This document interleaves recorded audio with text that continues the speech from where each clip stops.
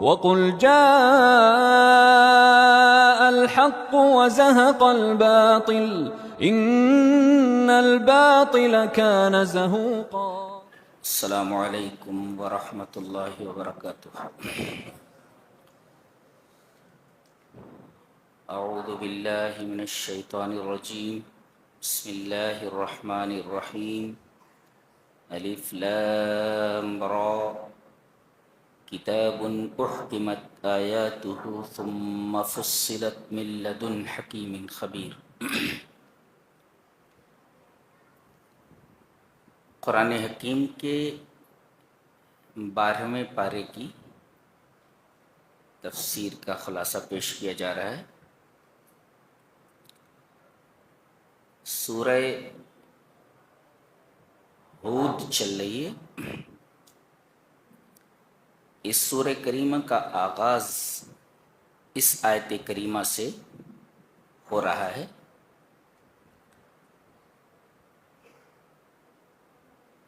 کتاب احکمت آیاتہ ثم فصلت من لدن حکیم خبیر.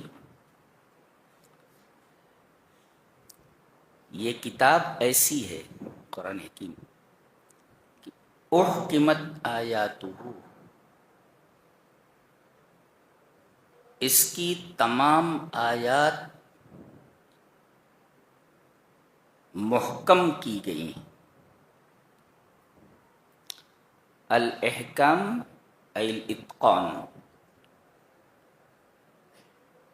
احکام کی مثال یہ لے لیں کہ جیسے کوئی مستری دیوار بناتا ہے تو اس میں ہر اینٹ کو مناسب جگہ پر رکھتا ہے.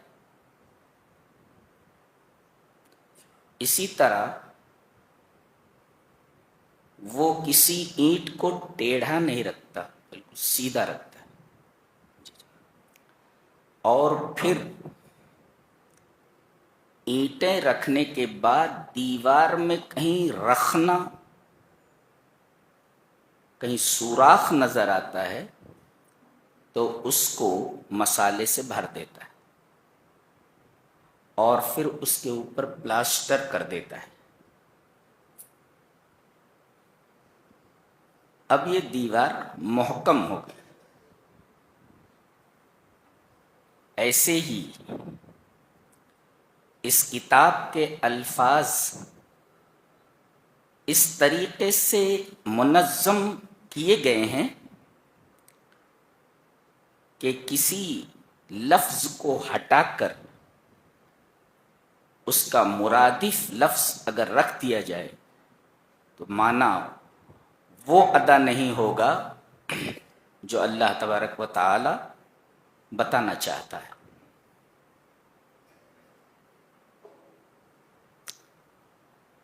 تو اس کے تمام الفاظ محکم ہیں، بڑے سلیقے سے ان کو چن کر کے رکھا گیا ہے. جی، اور پھر جو الفاظ ہیں ان کے اندر جو معانی ہیں، معانی بھی بہت ہی زبردست ہیں. اس طرح لفظاً اور معنن، صورتاً اور معنن یہ کتاب اللہ تبارک و تعالی نے نازل فرمائی ہے. تو ایک ہیں الفاظ اور ایک ہے ان کی تفصیل.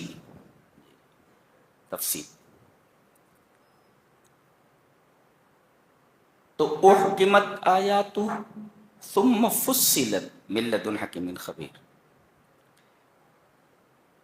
الفاظ نازل فرمائے، پھر اس کی تفصیل کی. بین حلالہ و حرامہ و طاعتہ و معصیتہ. اس کی تفصیل فرمائے گی، کیا چیز حلال ہے، کیا چیز حرام ہے، کیا اللہ کی تابع داری ہے اور کیا اللہ کی نافرمانی ہے۔ اس کو کہتے تفصیل بیان کرنا۔ تو ایک ہے الفاظ، پھر اللہ تبارک و تعالی کی تفصیل کرتا ہے۔ اچھا، صیغہ مجہول استعمال کیا گیا ہے، یعنی یہ پیسیو وائس ہے۔ سو فائل ادھر کدھر، فائل کدھر ہے؟ من احکم، بھئی محکم کی گئی ہیں اس کی آیتیں، تفصیل کی گئی ہیں اس کی آیتیں۔ من فصل ومن احکم، محکم کس نے کیا، تفصیل کس نے کی؟ آگے بتایا جا رہا ہے من لدن حکیم خبیر، یہ ایسی ذات کی طرف سے محکم کی گئی ہیں اور تفصیل کی گئی ہیں جو حکیم ہے اور خبیر ہے۔ حکیم کا مطلب کیا ہوتا ہے؟ حکیم کا مطلب ہوتا ہے یضع الامور مواضعها، جس چیز کو جہاں رکھنا ہو اس چیز کو وہاں رکھے، اس کو کہتے ہیں حکیم۔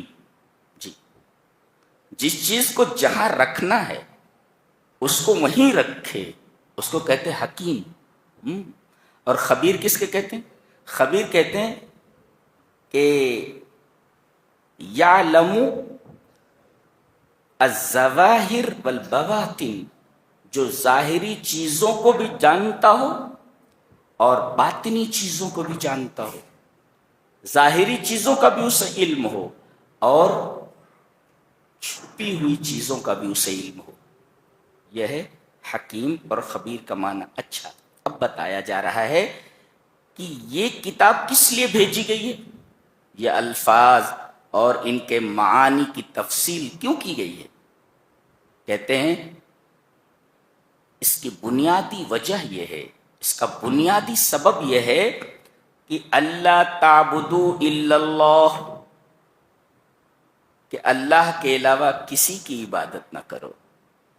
پتہ یہ چلا کہ قرآن حکیم کے نزول کا مقصد اولین توحید کو پیش کرنا ہے، کہ اللہ کے علاوہ کسی کی عبادت نہ کی جائے۔ جو لوگ یہ سمجھتے ہیں کہ قرآن حکیم کے علاوہ دوسری کتابوں کے اندر توحید موجود ہے اور قرآن حکیم کو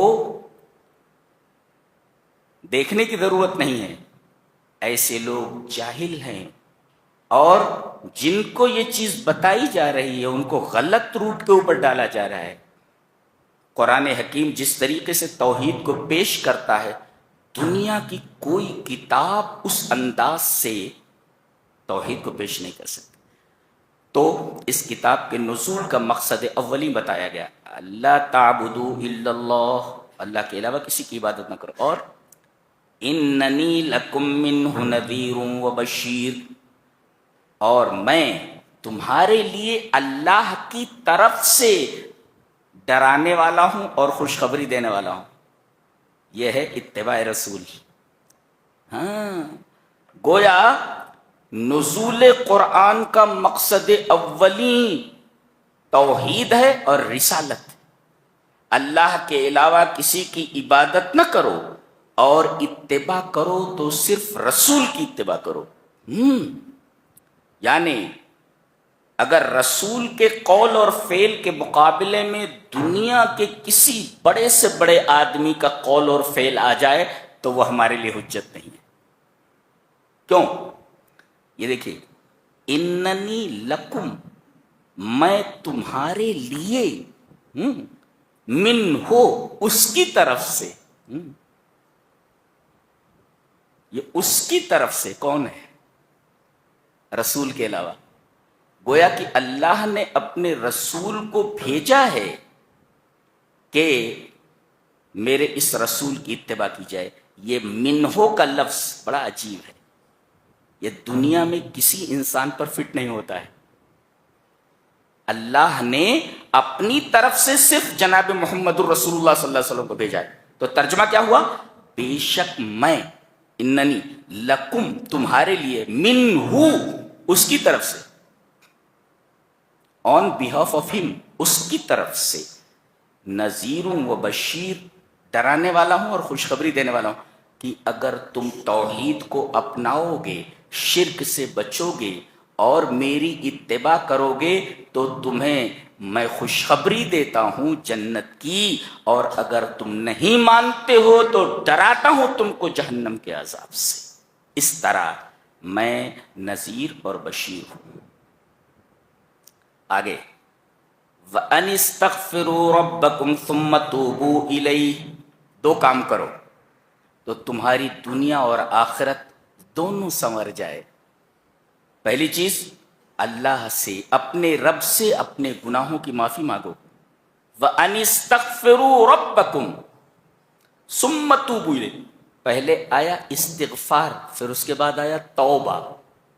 تو ایک مفسر لکھتا ہے استغفروا من الصغائر وتوبوا من الکبائر، چھوٹے چھوٹے گناہوں سے اللہ تبارک و تعالیٰ سے معافی مانگو، اور جو بڑے بڑے گناہ ہو گئے ہیں رو رو کر اللہ تبارک و تعالیٰ سے توبہ کرو۔ چھوٹے گناہوں کے لیے استغفار اور بڑے گناہوں کے لیے توبہ۔ اس وجہ سے استغفار اور توبہ کو ایک ساتھ ذکر فرمایا گیا ہے۔ جی اچھا، ایک نقطہ اور ہے کہ الاستغفار سبب للوصول الى المغفرہ، استغفار یہ اللہ کی بخشش تک پہنچنے کا سبب ہے۔ تو سمجھ میں آیا؟ اور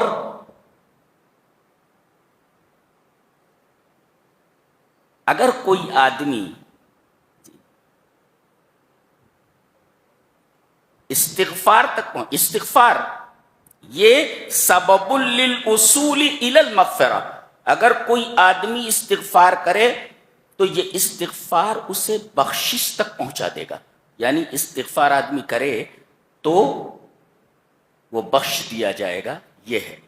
اچھا، پھر استغفار پہلے لایا گیا، جی توبہ کو بعد میں لایا گیا، تو لماذا تقدمت ذکر الاستغفار، یہ استغفار کو پہلے کیوں لایا گیا؟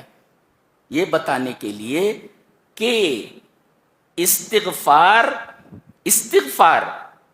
یہ مقصود ہے، یعنی گناہوں کی بخشش یہ مقصود ہے، اور توبہ اس کا سبب ہے، جی ذریعہ ہے، اور پہلے غرض مقصود کو رکھا گیا اور بعد میں اس کے سبب کو ذکر فرمایا گیا، یوں لایا گیا۔ اچھا، اگر کوئی آدمی اللہ سے معافی مانگے اور توبہ کرے، فائدہ بتایا جا رہا ہے، یمتعکم متاعا حسنا الی اجل مسمی، اجل مسمی کا مطلب موت تک میں تمہیں متاع حسن سے نوازوں گا، متاع حسن تمہیں ملے گا۔ یہ متاع حسن کیا ہوتا ہے؟ ایک مفسر لکھتا ہے القناعۃ بالموجود وترک الحزن علی المفقود، جو ہے اس پر آدمی مطمئن ہو اور اس کے پاس جو نہیں ہے اس پر اسے غم نہ ہو، دیٹ از کالڈ متاع حسن۔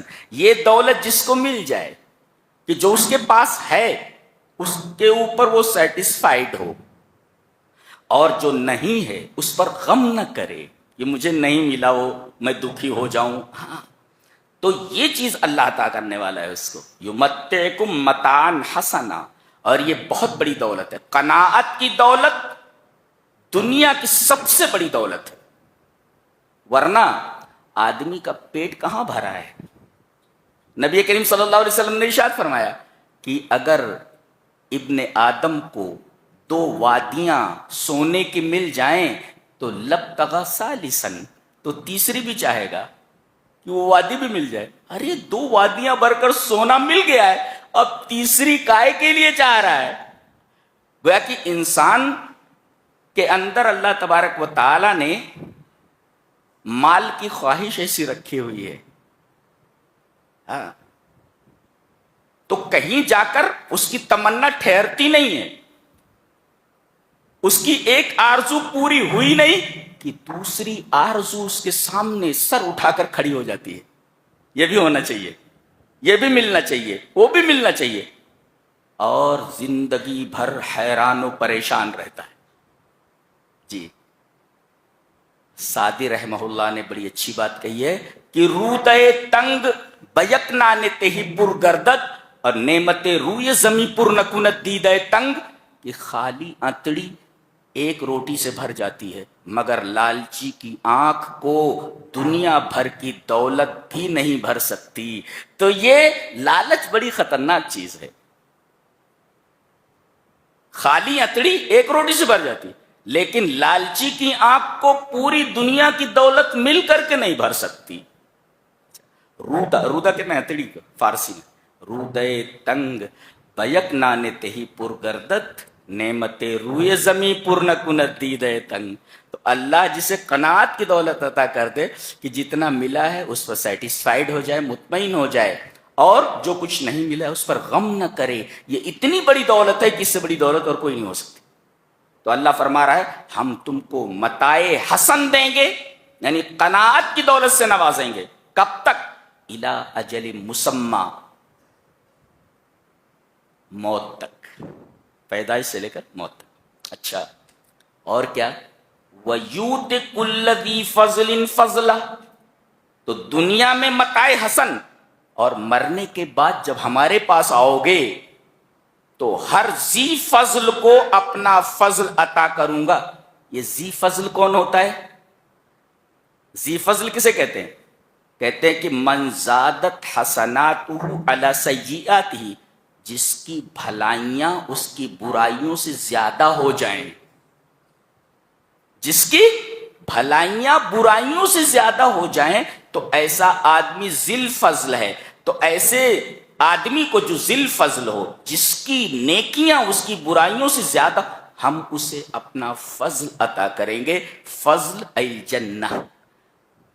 تو دنیا میں متاع حسن قناعت, اور آخرت میں جنت. کرنا کیا ہے؟ اللہ سے اپنے گناہوں کی معافی مانگنا, استغفر اللہ, اور گناہوں سے توبہ کرنا. اتنی بڑی بات کہی ہے.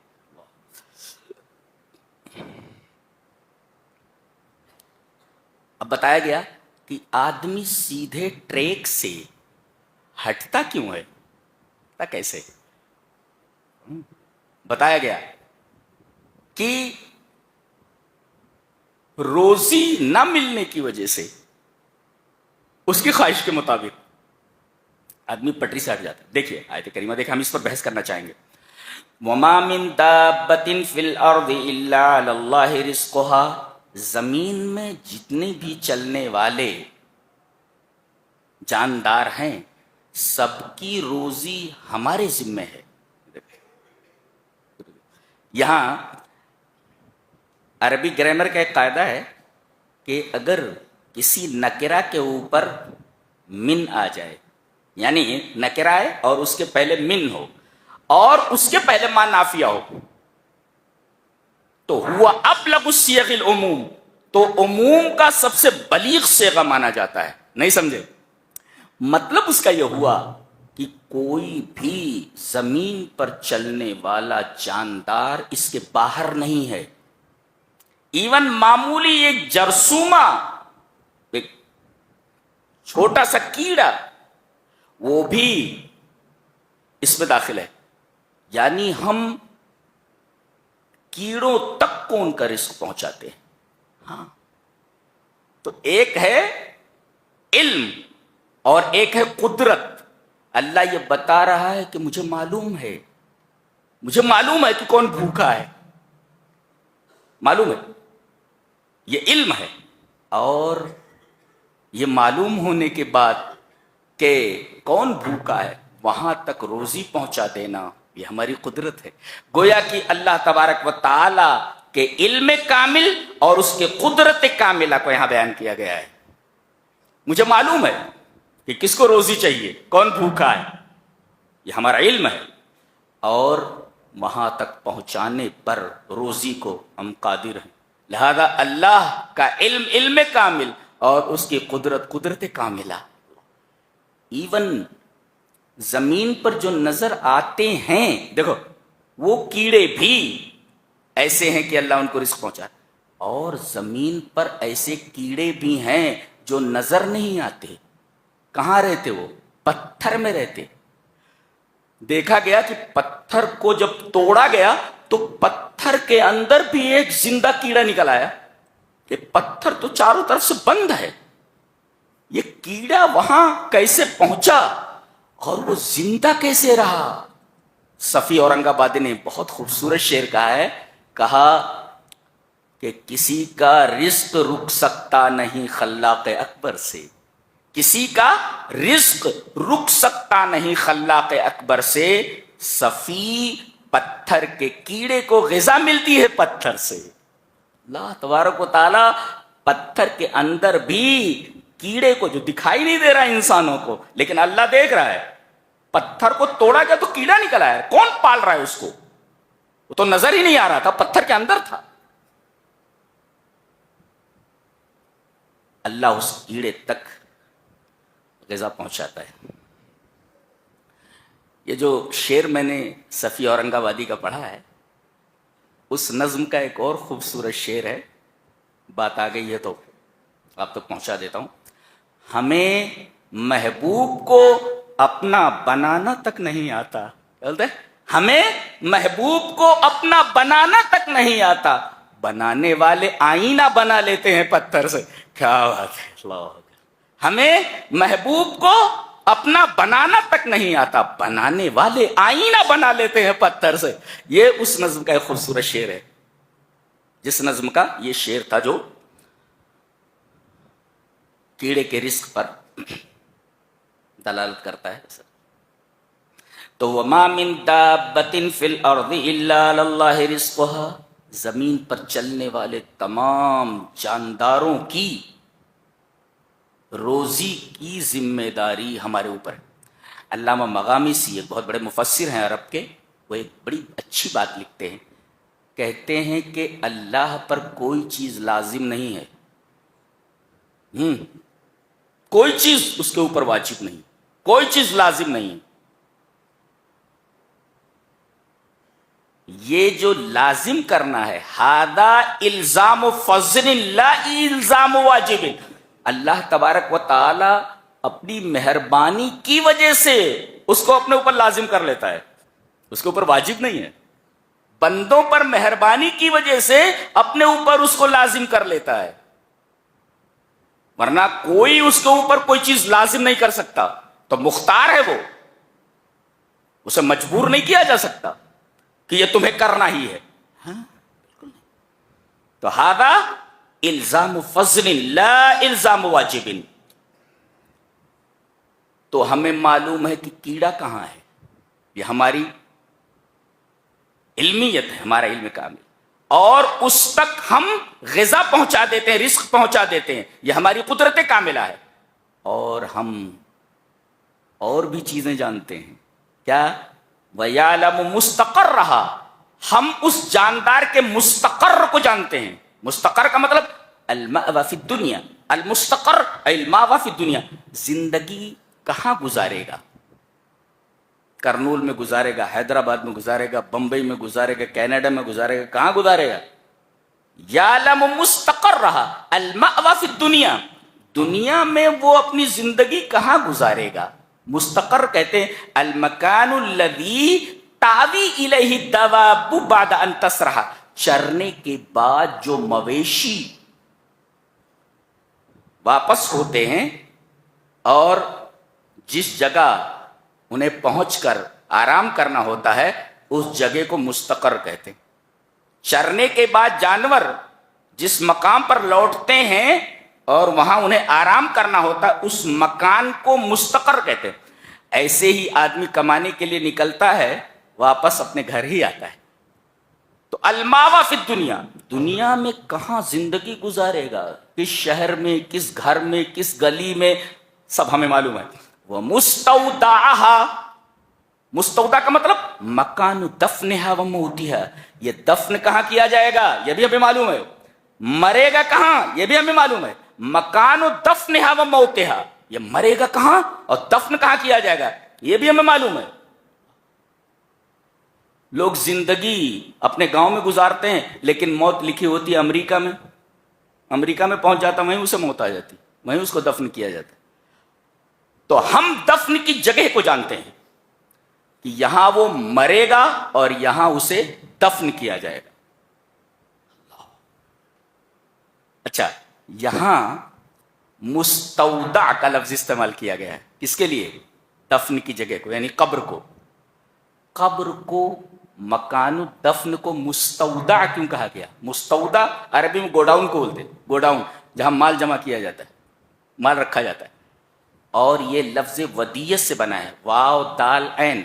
ودیت کا مطلب امانت. اب بولو, میں آپ کے پاس کوئی امانت رکھ دوں, جب مانگوں تو آپ کو وہ امانت دینی ہی ہے. اللہ فرما رہا ہے کہ جتنے لوگ مرتے ہیں اور انہیں زمین کے حوالے کر دیا جاتا ہے, ہم انہیں زمین کی امانت میں دیتے ہیں, اور ایک دن ہم زمین سے اپنی امانت مانگیں گے کہ واپس کر. لہذا جب مانگیں گے تمام مردے اپنی قبروں سے اٹھ کھڑے ہوں گے, اس لیے کہ امانت ہے اور امانت واپس کرنی ہوتی ہے. یہ ہے لفظ, کلام ہے. دیکھو کہاں سے لفظ لا کر کے اس مفہوم کو بیان کیا گیا ہے. فرمایا گیا کل فی کتاب مبین, ہر چیز کتاب مبین میں ہے. یہاں ٹھہر کر ہم یہ بتانا چاہیں گے کہ اللہ کے پاس ایک کتاب ہے جسے ام الکتاب کہتے ہیں. وہ کل کے بیان میں یہ بحث آئے گی. 13ویں پارے سورہ رعد کے اندر اس کا بیان ہے, وَعِندَهُ يَمْحُ اللَّهُ مَا يَشَاءُ وَيُثْبِتُ. اللہ جو چاہتا ہے باقی رکھتا ہے, جو چاہتا ہے مٹا دیتا ہے. وَعِندَهُ أُمُّ الْكِتَابِ, اور اس کے پاس ایک کتاب ہے جس کا نام ام الکتاب ہے. یہ ام الکتاب کیا ہے؟ صالح المقامسی کہتے ہیں کہ ام الکتاب هو اللوح المحفوظ.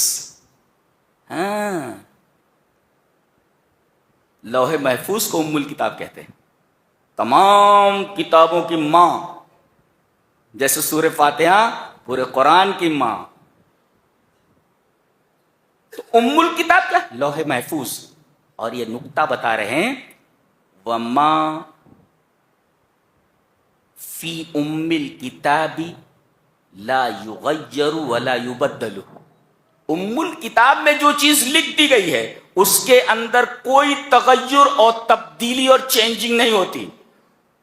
اسی کے بارے میں نبی کریم صلی اللہ علیہ وسلم فرمایا رفعت الاقلام وجفت الصحف. رفعت الاقلام وجفت الصحف, قلمیں اٹھا لی گئیں اور صحیفے سوکھ گئے. یعنی لوح محفوظ میں جو باتیں لکھ دی گئی ہیں وہ چینج نہیں ہوتی, وہ بدلتی نہیں ہیں. ہاں, اللہ کے پاس دوسری کتاب دی ہے, اس میں کوئی چیز لکھتا ہے تو چاہتا ہے تو بدل دیتا ہے اور چاہتا ہے نہیں بدلتا ہے. جیسے اس میں لکھا ہوا ہے کہ اگر آدمی یہ دعا کرے گا تو میں دوں گا, دعا کرے گا تو دوں گا, نہیں کرے گا نہیں دوں گا. اگر حج کرے گا تو اس کو یہ نعمت عطا کروں گا, نہیں کرے گا نہیں کروں گا, نہیں دوں گا اس کو. تو دوسری کتابیں ہیں جن کے اندر تبدیلی ہوتی رہتی ہے, لیکن ام الکتاب جسے لوح محفوظ کہتے ہیں, اس کتاب کے اندر کوئی تبدیلی نہیں ہوتی. تو ایک کتاب تو وہ ہے جس کے اندر کوئی تبدیلی نہیں. اس کے علاوہ دوسری جو کتابیں ہیں ان کتابوں کے اندر تبدیلی ہوتی رہتی ہے. جیسے کہتے ہیں لا يرد القضاء الا الدعاء, تقدیر کو کوئی چیز نہیں ٹال سکتی سوائے دعا کے. جی, تو اس کا مطلب ہوا کہ یہ ایسی کتاب میں یہ بات لکھی ہوئی ہے جس کے اندر تبدیلی ہوتی رہتی ہے. یہ آگے بڑھتے ہیں. وَهُوَ الَّذِي خَلَقَ السَّمَاوَاتِ وَالْأَرْضَ فِي سِتَّةِ أَيَّامٍ وَكَانَ عَرْشُهُ عَلَى الْمَاءِ. دیکھو یہاں پر پہلے یہ بتایا گیا کہ آسمانوں اور زمینوں کو بنایا, پیدا کیا اس نے. اچھا, کتنے دنوں میں؟ فی ستۃ ایام, 6 دنوں میں. وَكَانَ عَرْشُهُ عَلَى الْمَاءِ، اس کا عرش پانی پر تھا. پتہ یہ چلا کہ زمینوں اور آسمانوں کو پیدا کرنے سے پہلے اللہ نے عرش کو پیدا فرمایا ہے اور پانی کو پیدا فرمایا ہے اور اپنے عرش کو پانی کے اوپر رکھا. یہ بات معلوم. اللہ نے زمینوں اور آسمانوں کی تخلیق سے پہلے عرش کو پیدا فرمایا. عرش مخلوق ہے، اچھا، اور پانی کو پیدا فرمایا اور عرش کو پانی پر رکھا. وَكَانَ عَرْشُهُ عَلَى الْمَاءِ، اس کا عرش پانی پر تھا.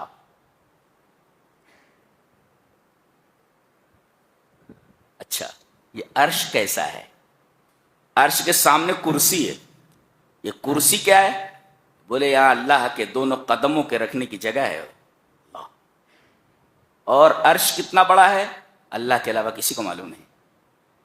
اور اللہ عرش کے اوپر مستوی ہے، اس کا سہارا لیے ہوئے نہیں ہے، اس کا سہارا لیے ہوئے نہیں ہے، وہ عرش کے اوپر مستوی ہے. ایک بات. اور دوسرے اس عرش کے اس تخت کے پائے ہیں، پائے ہیں اس کے. اچھا، پائے ہیں. اس کی دلیل نبی کریم صلی اللہ علیہ وسلم نے فرمایا کہ قیامت کے دن جب مجھے ہوش آئے گا تو سب سے پہلے میں دیکھوں گا کہ حضرت موسیٰ علیہ السلام عرش کے پائے کو پکڑے ہوئے ہیں. پتہ یہ چلا کہ عرش کے پائے ہیں. تبھی تو نبی نے فرمایا کہ جب میں ہوش میں آؤں گا تو دیکھوں گا کہ حضرت موسیٰ علیہ السلام عرش کے پائے کو پکڑے ہوئے ہیں. گویا کہ یہ عرش ایسا ہے جس کے پائے ہیں. اچھا، اور اس کو فرشتے اٹھائے رہتے ہیں. الذین یحملون العرش، کچھ فرشتے ایسے ہیں مخصوص جو اللہ کے بہت قریب ہیں، یہ اس عرش کو اٹھائے ہوئے ہیں.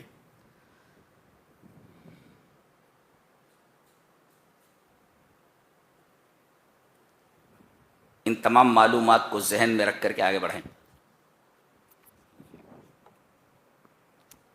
اللہ فرما رہا ہے کہ صبر کی 2 قسمیں ہیں. الصبر صبران، صبر کی 2 قسمیں. ایک صبر المنع، ایک ہے صبر المنح. عربی بھی کتنی ریچ لینگویج ہے. صبر کی 2 قسمیں، صبر المنع اور ایک ہے صبر المنح. منع یمنع کا مطلب روک لینا، نہ دینا، اور منح کا مطلب ہے عطا کرنا، دینا. تو اللہ کسی چیز کو روک لے، نہ دے، بندے کو صبر کرنا چاہیے. اور کوئی نعمت عطا کر دے جی تو اس پر بھی صبر کرنا چاہیے. اچھا، اللہ تبارک و تعالی نعمت لے تو صبر کرنا چاہیے، اور نعمت دے تب بھی صبر کرنا چاہیے. ان دونوں میں مشکل کیا ہے؟ کون سا صبر مشکل ہے؟ نعمت ملنے کے بعد صبر کرنا یہ بہت مشکل ہے. آدمی پیسہ پانے کے بعد طرح طرح کے گناہوں میں مبتلا ہو جاتا ہے، پھر ارمان نکالنے لگتا ہے. وہ اپنے دل کے ارمان، اپنے بیٹے کے ارمان، نہ جانے کون کون سے ارمان نکالنے لگتا ہے. تو نعمت ملنے کے بعد سنبھلنا اور شریعت پر قائم رہنا مشکل ہوتا ہے، بالمقابل اس کے کہ اللہ نعمت کو چھین لے اور آدمی اس پر صبر کرے. تو صبر کی 2 قسمیں ہیں، الصبر صبران، صبر المنع لے لینا دے کر، اور ایک ہے دے دینا. دونوں پر آدمی کو صبر کرنا چاہیے. یہ سب وہ بتایا گیا. پہلے پڑھ لیتے ہیں. وَلَئِنْ أَذَقْنَا الْإِنسَانَ مِنَّا رَحْمَةً ثُمَّ نَزَعْنَاهَا مِنْهُ، ہم انسان کو کسی نعمت سے روشناس کرتے ہیں، نعمت عطا کرتے ہیں، ثُمَّ نَزَعْنَاهَا مِنْهُ، پھر ہم اس سے اس کو چھین لیتے ہیں. تو إِنَّهُ لَيَئُوسٌ كَفُورٌ، تو مایوس ہو جاتا ہے اور ناشکری کرنے لگتا ہے. یہ دیکھو، جبکہ اسے صبر کرنا چاہیے. ہاں اچھا، آگے فرمایا گیا وَلَئِنْ أَذَقْنَاهُ نَعْمَاءَ، اور جب ہم اسے نعمتوں کا ذائقہ چکھاتے ہیں، بعد ضراء مست، تکلیف کے بعد جو اس کو پہنچی ہے، تو لیقولن، تو کہتا ہے ذهب السیئات عنی، ارے برائیاں سب میرے پاس سے چلی گئیں، انہ لفرح فخور، پھر وہ فخر کرنے لگتا ہے اور نازاں ہو جاتا ہے۔ یہ دیکھو انسان کی فطرت بیان کی گئی۔ تو ایک ہے صبر صبر منع، اور ایک ہے صبر صبر منع ہے۔ تو آدمی کو نعمت ملے تو شکر کرے، اور نعمت چھین جائے تو صبر کرے۔ مومن کا معاملہ دونوں حالتوں میں بڑا اچھا ہے، نعمت مل جائے تو شکر کرے، اور نعمت چھین جائے تو صبر کرے۔ شکر کے بارے میں ہے لئن شکرتم لازیدنکم ولئن کفرتم ان عذابی لشدید، شکر ادا کرو گے تو نعمتیں بڑھیں گی، جی، اور صبر کرو گے تو ان اللہ مع الصابرین، اللہ صبر کرنے والوں کے ساتھ ہے۔ تو صبر کرتا ہے تب بھی فائدہ ہے، اور شکر کرتا ہے تب بھی فائدہ ہے۔ یعنی مومن کی 5 انگلیاں گھی میں ہیں اور سر کڑھائی میں، جی، فائدے ہی فائدے ہیں اس کے۔ اچھا یہاں دیکھو ایک بات کہی گئی، ہم نعمتوں کو چکھاتے ہیں، ہاں؟ کھلاتے نہیں کہا، ہاں؟ گویا یہاں جتنی نعمتیں انسان کو عطا کی جا رہی ہیں وہ سب چکھنے کے درجے میں ہے، ٹو ٹیسٹ اونلی، صرف چکھ رہا ہے، کھینچنا پورا سب جنت میں ہے، کھینچ پوری کی پوری جنت میں ہے۔ یہاں جتنی بھی نعمتیں ہیں سب چکھنے کو ٹیسٹ کے درجے میں، گویا یہ ایک دنیا آخرت کا شو روم ہے۔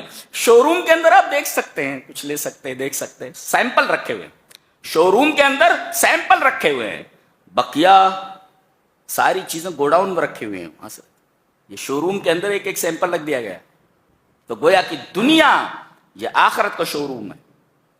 یہاں جو بھی نعمتیں عطا کی جاتی ہیں سب ذوق کے درجے میں، چکھنے کے درجے میں، صرف دونوں جگہ ازقنا استعمال کیا، ہم چکھاتے ہیں۔ اچھا کوئی بتائے گا کہ آخری ٹیسٹ کس چیز کا ہوتا ہے؟ دنیا میں تمام نعمتوں کو چکھتا ہے اور بتا دیتا ہے کہ اس کا ٹیسٹ ایسا ہے، لیکن ایک ذائقہ ایسا ہے کہ چکھنے کے بعد اس کا ٹیسٹ نہیں بتا سکتا، وہ ہے موت کا ذائقہ۔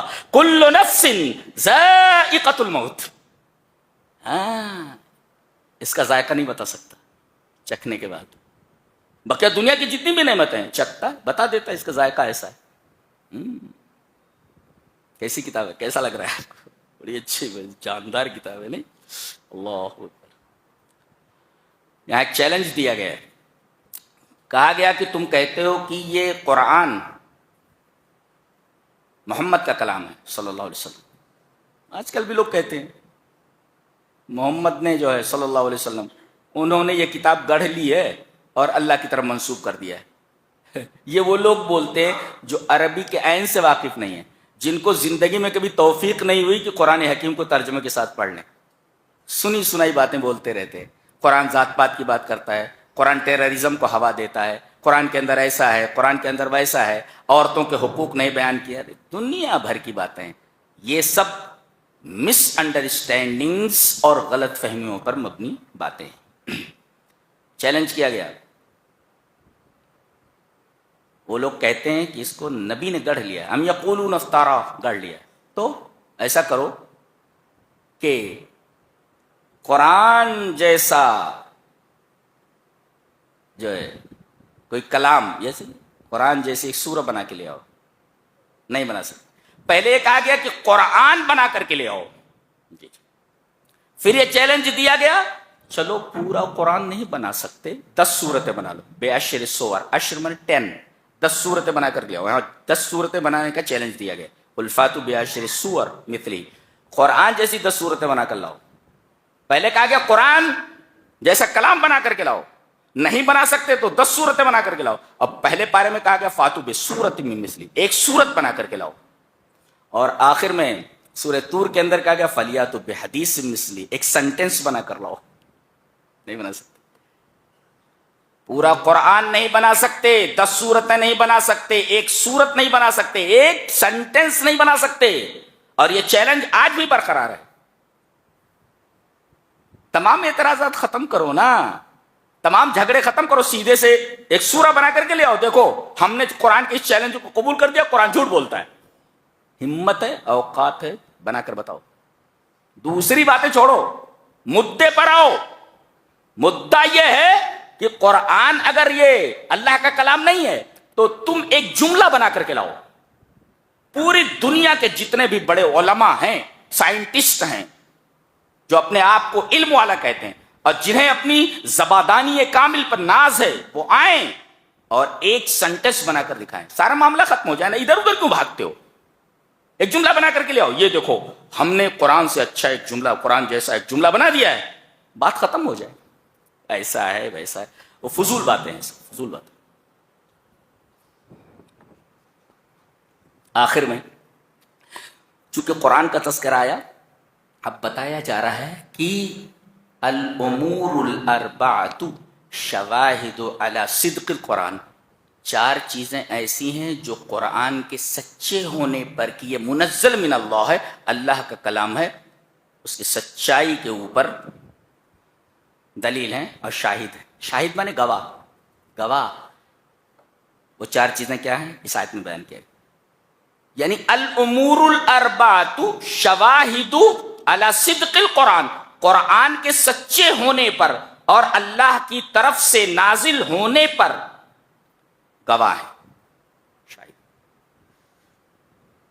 بتایا گیا. افمن کان علی بینۃ من ربہ ویتلوہ شاہد منہ. ایک گواہ تو جبرائیل ہے جو یہ کلام لایا ہے محمد صلی اللہ علیہ وسلم کے اوپر، ایک. اور دوسرے نبی کریم صلی اللہ علیہ وسلم جس کے اوپر یہ کلام جبرائیل لایا ہے. تو یہ ایک گواہ ہوئے کون؟ جبرائیل اور جناب محمد رسول اللہ صلی اللہ علیہ وسلم. وَمِن قَبْلِهِ کتاب موسیٰ، اس سے پہلے کی کتابیں خاص طور سے تورات میں قرآن حکیم کا تذکرہ موجود ہے. ہاں، اور یہ نقطہ یہیں رکھ لو، تمام نازل شدہ کتابوں میں قرآن حکیم کے بعد سب سے افضل کتاب تورات ہے، اور انبیاء بنی اسرائیل کا سب سے معزز نبی موسیٰ ہے. بہت بڑا عالم ہے، بہت بڑا عالم، بہت بڑا عالم ہے موسیٰ.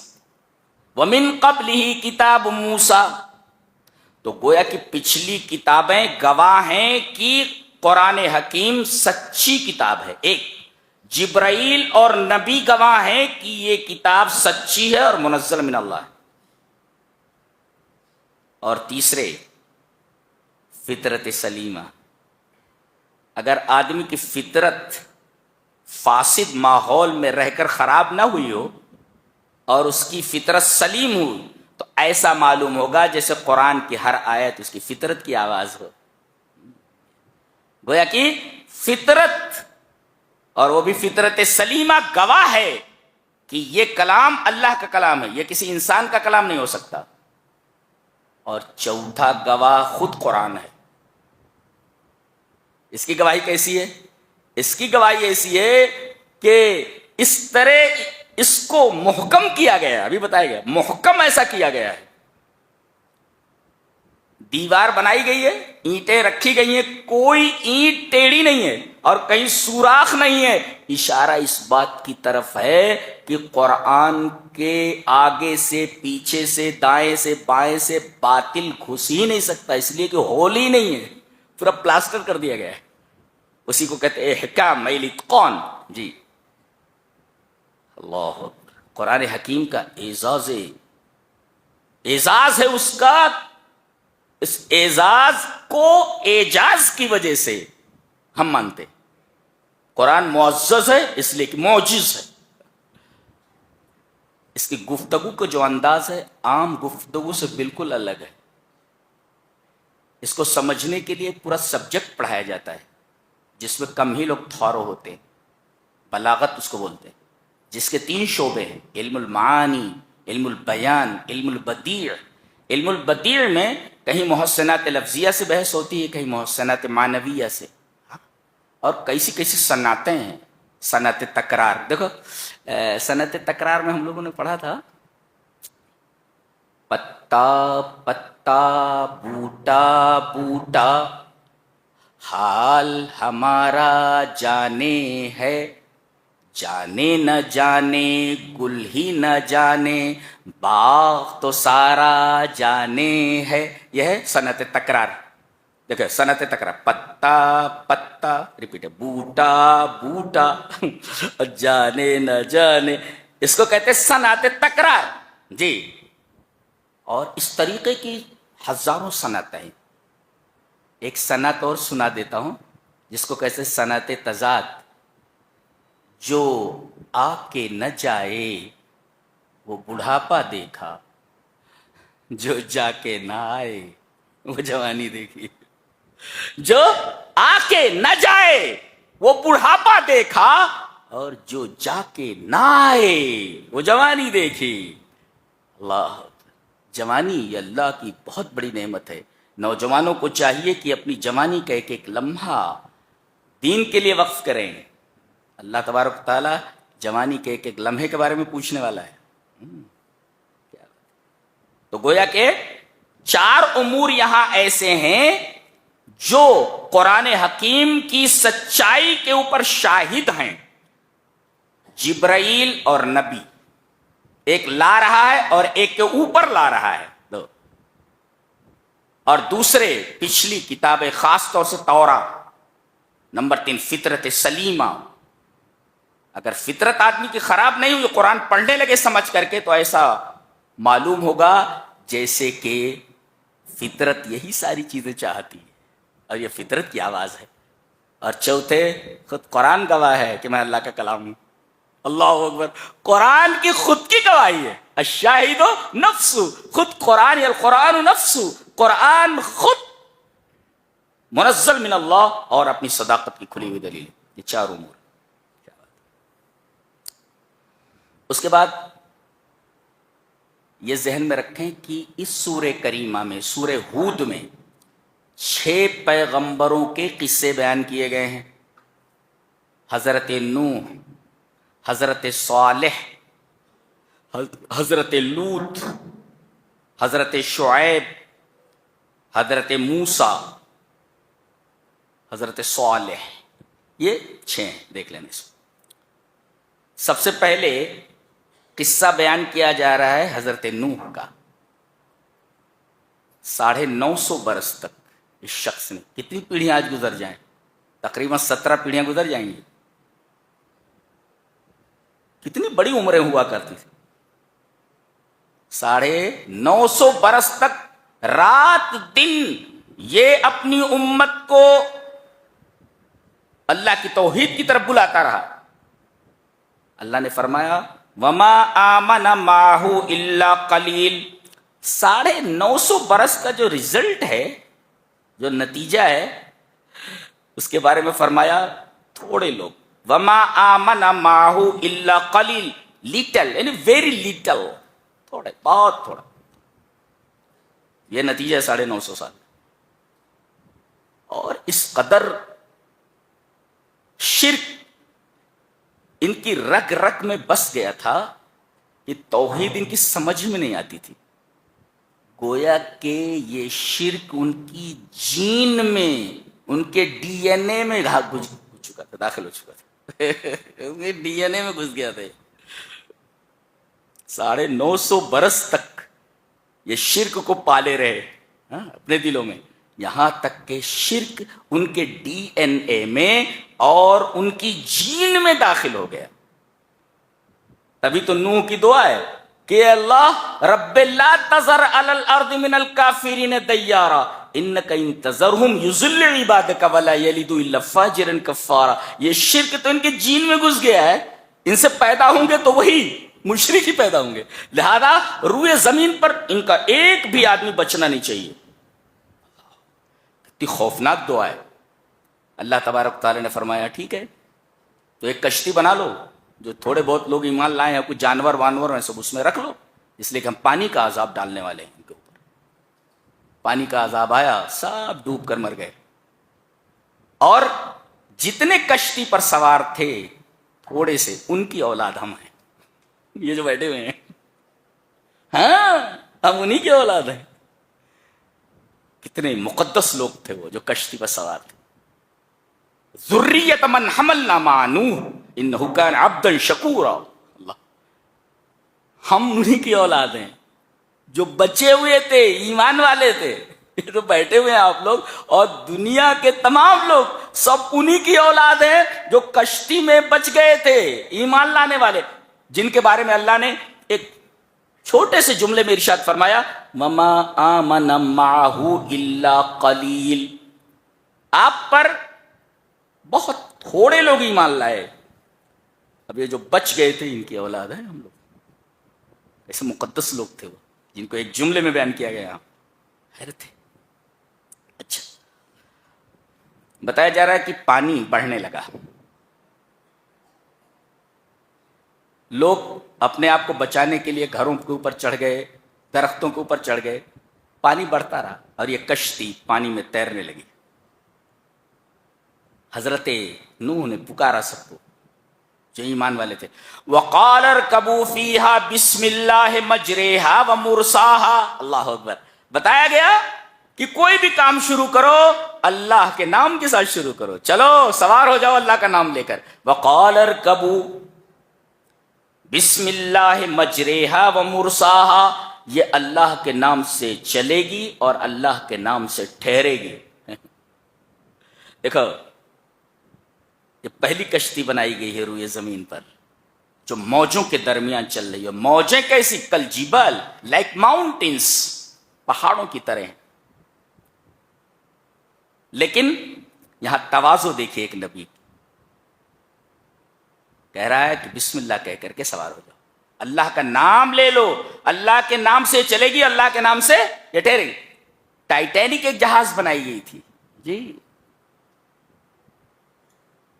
ٹائٹینک جہاز بنانے والی کمپنی کا دعویٰ یہ تھا، بعض لوگوں نے لکھا ہے کہ اسے قدرت بھی نہیں ڈبو سکتی، بڑا ناز تھا، اور اچانک ایک آئس برگ سے ٹکرایا اور 2 ٹکڑوں میں بٹ گیا، چند ہی لوگ بچے بکے، سب ڈوب گئے۔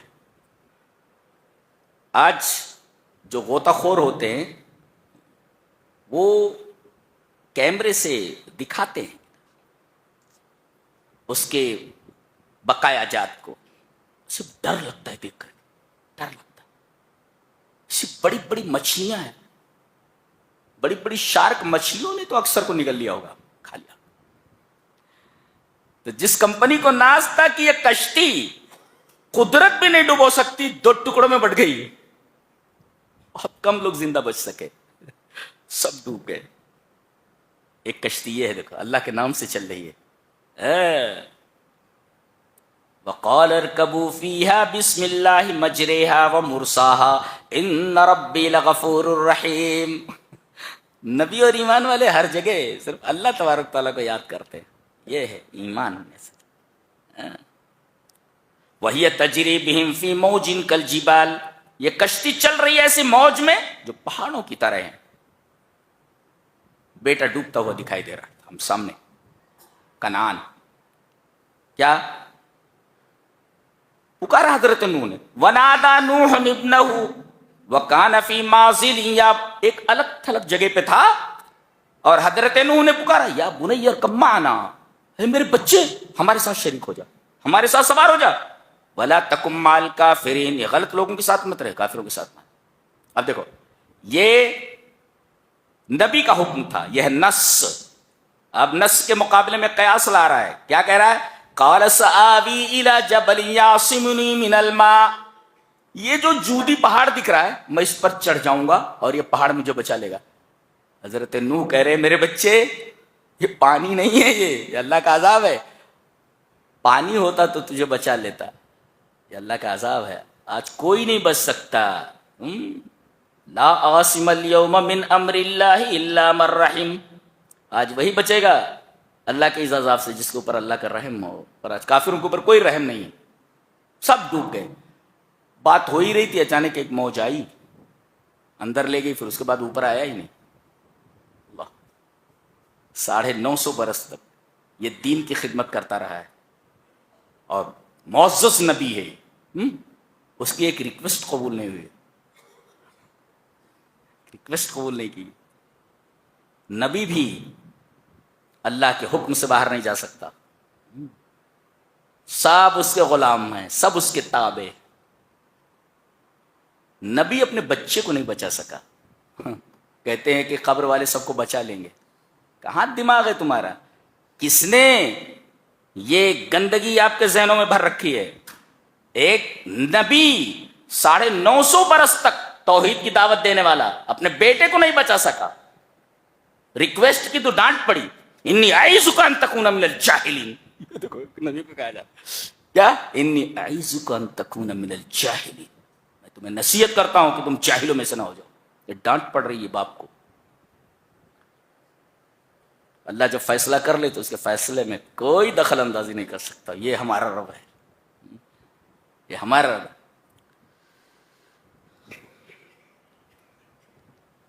جو ایمان لائے ان کو بچا لیا گیا، جو انکار پر قائم رہے صفحہ ہستی سے حرف غلط کی طرح مٹا دیا گیا. پتہ نہیں کہاں گئے سب، پتہ نہیں کہاں گئے، نکل لیے سب.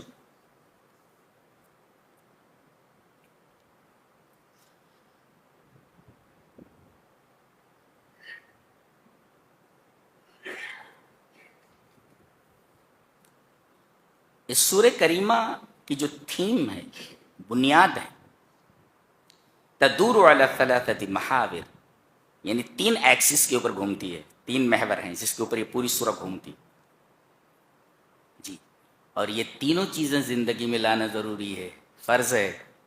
بتایا گیا فاستقم کما امرت. ہاں یہ بتایا گیا یہاں پہ کہ کیا کیا چیزیں کرنی ہیں آپ کو جی. اور یہ تینوں چیزیں ہیں. فاستقم کما امرت ومن تاب معك ولا تطغوا انه بما تعملون بصير ولا تركنوا الى الذين ظلموا فتمسكم النار وما لكم من دون الله من اولیاء ثم لا تنصرون. اللہ غور سے دیکھیں، اس لیے کہ ہمیں وہ تینوں چیزیں اپنی زندگی میں لانی ہے. سو لسن ٹو می اٹینٹیولی، غور سے دیکھیں مجھے. فاستقیم، صراط مستقیم پر جمے رہو. ایک فاستقیم اے فاستقیم علی الصراط المستقیم، جمے رہو، اس ہٹنا نہیں. اور دوسروں کو اس راستے پر آنے کی دعوت دیتے رہو. ایک چیز ہوئی صراط، یہ استقامت ہے. چلیے استقامت کی تعریف حضرت عمر نے کیا کی ہے؟ دیکھ، قال عمر، حضرت عمر نے فرمایا کہ فاستقم علی الامر والنہی ولا تروغ روغان الثعلب، کہ اللہ نے جو حکم دیا ہے اور جس سے منع کیا ہے اس کے اوپر جم جاؤ، اس پر استقامت برتو. جو حکم دیا ہے کرو، منع کیا رک جاؤ. تو ان تقوم علی الامر والنہی، امر اور نہیں، ڈو اینڈ ڈونٹ، ان دونوں کے اوپر جمے رہو. Do it and don't do it, ان دونوں کے اوپر جمے رہو. دیٹ از کالڈ امر اور نہیں، برابر. تو do it and don't do it, اس کے اوپر جمے رہو اور اس کی طرف لوگوں کو بلاتے رہو. ایک اور آگے فرمایا ولا تروغ روغان الثعلب، لومڑی کی طرح چکما دے کر بھاگو نہیں. بہت سارے ہوتے ہیں ایسے، کبھی کبھی لومڑی کی طرح چکما دے کر بھاگ جاتے ہیں، مصیبت آتی ہے تو لومڑی کی طرح چکما دے کر. یہاں فرمایا گیا don't act cunningly as a fox, لومڑی کی طرح چالاکی سے کھسکنے کی کوشش مت کرو. یعنی don't be evasive like a fox, یعنی ویسے کھسک مت جاؤ چکما دے کر کے، جمے رہو اس کے اوپر. تو ایک تو یہ فاستقم کما امرت، امر اور نہیں کا خیال رکھو. Do it and don't do it, اس کے اوپر جمے رہو اور اس کی طرف لوگوں کو دعوت دو. یہ ہے فاستقم. اور کیسا؟ کما امرت، اے ہمارے حبیب جیسے ہم نے آپ کو حکم دیا ہے. اپنی مرضی سے نہیں کرنا ہے، بلکہ اب نبی یعنی کتاب اللہ اور سنت جس انداز سے کرنے کا ڈو اٹ کو کیسے کریں گے آپ؟ اس کو کرو کیسے؟ جیسے اللہ نے بتایا، جیسے رسول نے بتایا. ڈونٹ ڈو اٹ، کیسے نہیں کرنا ہے؟ کما امرتا، جیسا کہ اللہ اور اس کے رسول نے نہ کرنے کے لیے کہا ہے. ہاں یہ چیز معلوم. ایک اچھا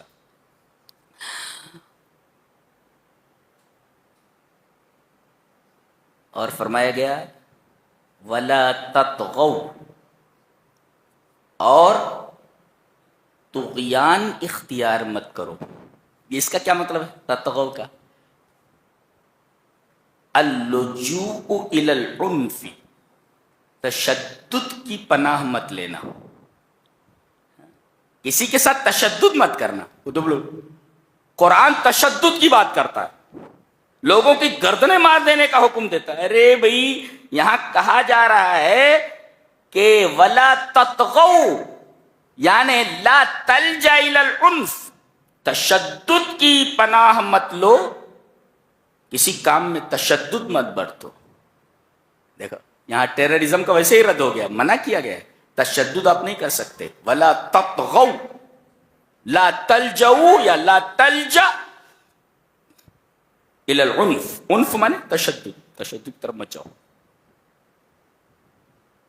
امر اور نہیں پر جمے رہو، لوگوں کو دعوت دیتے رہو، اور کسی بھی معاملے میں زندگی کے تشدد مت اختیار کرو، نرمی اختیار کرو. دو اور تیسرے ولا ترکنوا الی الذین ظلموا، اور ظالموں کی طرف مت جھک جاؤ. کبھی کبھی ایسا ہوتا ہے آدمی مجبور ہو جاتا ہے، اور مجبور ہونے کے بعد کسی نیتا کی پناہ میں چلا جاتا ہے، کسی ظالم کی پناہ میں چلا جاتا ہے. جانتے ہیں کسی کی پناہ میں چلے جانا، ظالموں کی طرف جھک جانے کا مطلب ہے فقدان الہویہ، اپنی شناخت کھو دینا. آپ کی ایک شناخت ہے، آپ ظالم کے ساتھ مل گئے تو آپ کی شناخت کھو گئی. تو ظالموں کے ساتھ ملنا نہیں ہے، ظالموں کی طرف جھکنا نہیں ہے، اور ان کے ساتھ کسی بھی طریقے کی کوئی رواداری نہیں رکھنی، ان کے ساتھ آپ کو نہیں رہنا ہے. ولا ترکنوا الی الذین ظلموا، یہ تین چیزیں آپ کو اختیار کرنی ہے. پھر سے دیکھو صراط مستقیم، do it and don't do it. صراط مستقیم پر امر اور نہیں کے اوپر جمے رہو، لوگوں کو اس کی طرف دعوت دو. ایک، اور جیسے کرنے کے لیے کہا گیا کما امرتا ویسے کرو، اور نہ کرنے کے لیے جیسے کہا گیا ویسے نہ کرو. کیفیت اللہ اور اس کے رسول سے لینا ہے. دوسرے ولا تطغوا، زندگی کے کسی معاملے میں آستین مت چڑھاؤ. میں تجھے دیکھ لیتا ہوں، بولے تو آئی ول سی یو، دیکھتا ہوں میں تجھے، دیکھا یہ آستین نہیں چڑھانا. لا تلجا الی العنف، اس سے بڑے مسئلے خراب ہو جاتے ہیں. آدمی وہی کام نرمی سے کر لے تو بہت سارے سماجی مسائل حل ہو جائیں. آدمی نے کوئی بات سنی اور آستینیں چڑھانے لگا، معاملہ یہی خراب ہو جاتا ہے. کتنی بہترین تعلیم دی گئی، ولا تطغوا لا تلجا الی العنف، تشدد اختیار مت کرو، اور ظالموں کی طرف جھک مت جاؤ. اللہ، چاہے وہ آپ کا بیٹا ہی کیوں نہ ہو.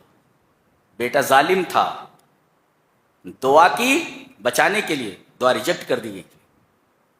یہ جتنے بھی پیغمبر آپ دیکھیں گے ان کی زندگیوں کے اندر 6 پیغمبروں کا تذکرہ اس سورہ میں کیا گیا، اور 6 پیغمبروں کی زندگی میں یہ تینوں چیزیں موجود ہیں: استقامت اور عدم طغیان اور عدم رکن الی الذین ظلموا. جی اللہ اکبر. یہ 3 چیزیں ہماری زندگیوں میں آنا چاہیے. آگے ایک اور حکم دیا گیا ہے، اقم الصلاۃ، نماز پڑھو، واصبر، اور صبر کرو. ایک مفسر اس پہ لکھتا ہے کہ ان الاوامر افردت للنبی صلی اللہ علیہ وسلم فاستقم اصبر اقم الصلاۃ. جہاں کرنے کا حکم دیا گیا ہے وہاں نبی کریم صلی اللہ علیہ وسلم کو تنہا خطاب کیا گیا ہے. آپ صبر کیجئے، آپ نماز قائم کیجئے، آپ استقامت برتیے. لیکن جب کہا گیا لا تطغوا، سرکشی مت کریں آپ، اور ولا ترکنوا الی الذین ظلموا، تو اس میں خطاب امت کو کیا گیا ہے، نبی کو خطاب نہیں کیا گیا. اس لیے کہ نبی کہاں طغیان کرتا ہے، نبی سے کہاں سرکشی سرزد ہوتی ہے. یہ بڑی بات ہے کہ الاوامر उफरिदत लिन्नबी सल्लल्लाहु अलैहि वसल्लम वल मनहियत जुमियत लिल उम्मा, और जहां किसी चीज को मना किया गया, जैसे ना करो ना करो ना करो, तो इसमें उम्मत के लिए जमा लाया गया, ला तदगो, नबी को खिताब नहीं किया गया। यहाँ मकाम रसूल मालूम होता है कि नबी करीम सल्लल्लाहु अलैहि वसल्लम की क्या अजमत है अल्लाह की निगाह में, और हमें नबी करीम सल्लल्लाहु अलैहि वसल्लम से कितना प्यार करना चाहिए, कितनी मोहब्बत करनी चाहिए, बताया गया। अल्लाह ने मना करने वाला जो खिताब था वो आपकी तरफ नहीं किया है, सिर्फ अम्र का खिताब आपसे किया है। उसके बाद सूरह यूसुफ शुरू होती है। ये सूरा आगे चली जा रही है जिस पर हम कल बहस करेंगे।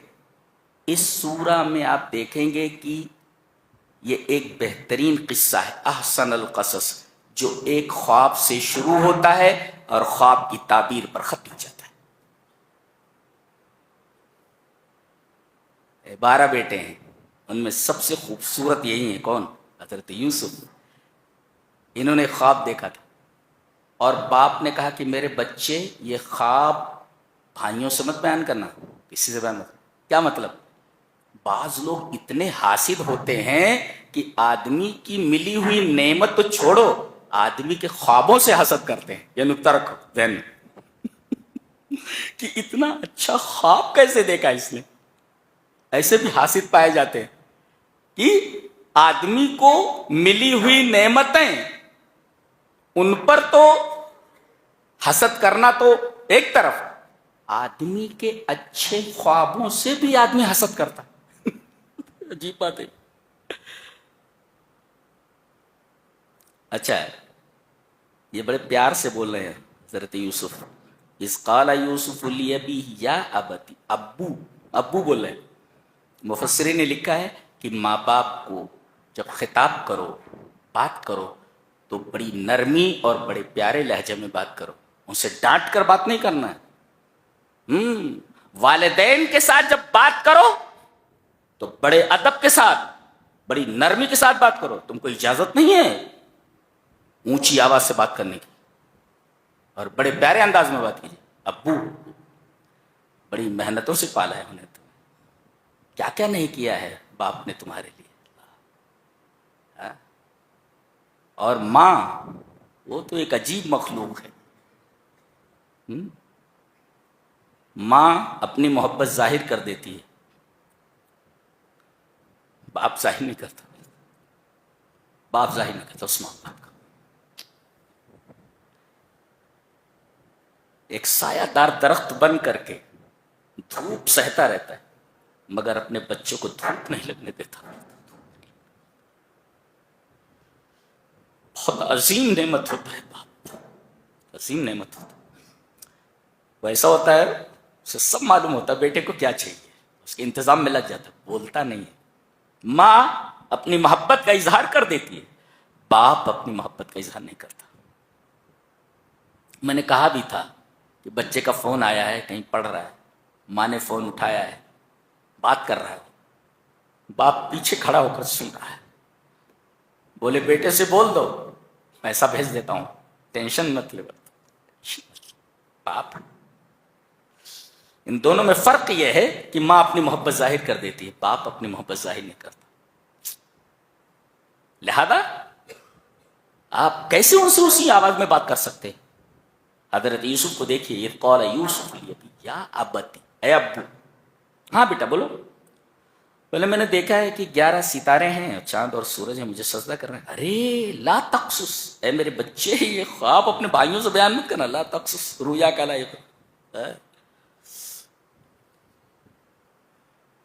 किस्सा चल पड़ा है ये।